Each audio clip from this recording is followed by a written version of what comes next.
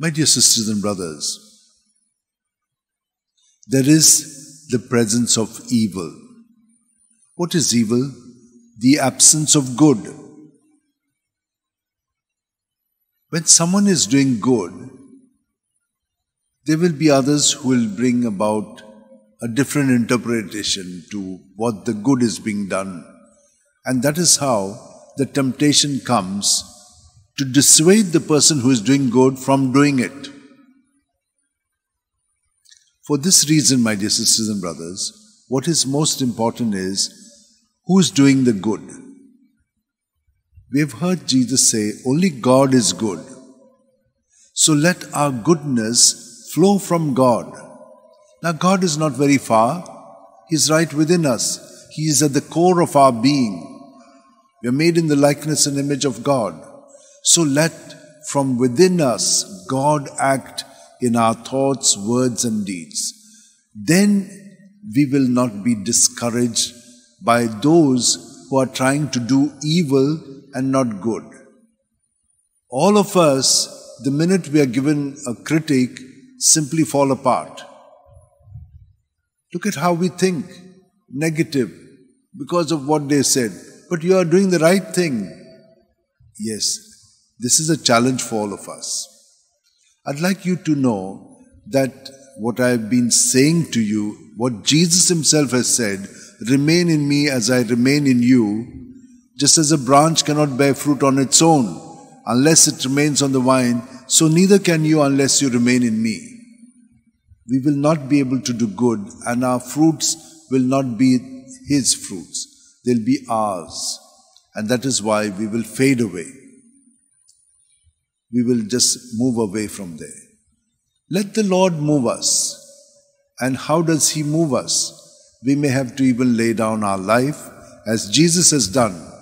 None of us are prepared for such a thing. If someone says something, we are immediately discouraged. We can't take it and keep it on the Lord and yet face the persons knowing that they're coming from evil.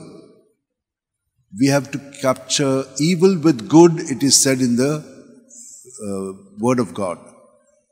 But how will we do it? Not on our own strength. We can't do it.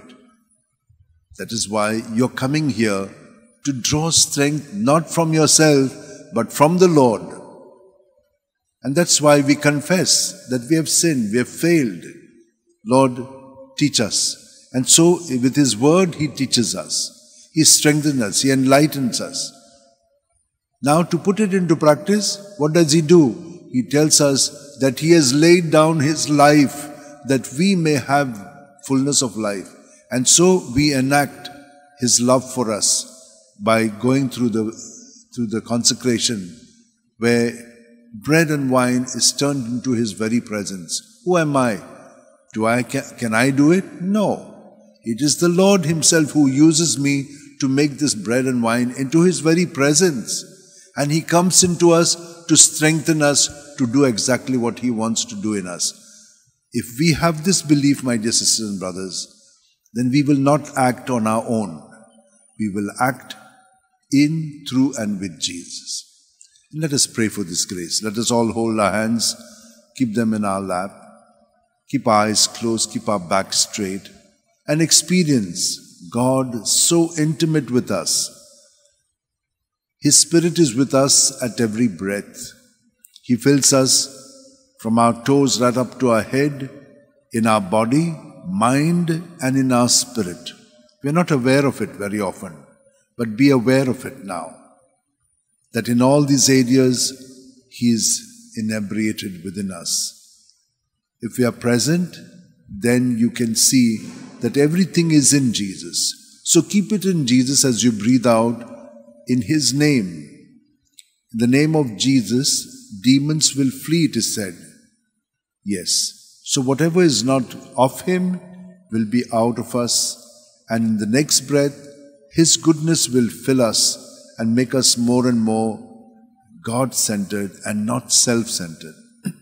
Jesus, thank you for training us every time to be more and more present to you and to allow you to live, love, and work through us in our thoughts, words, and deeds.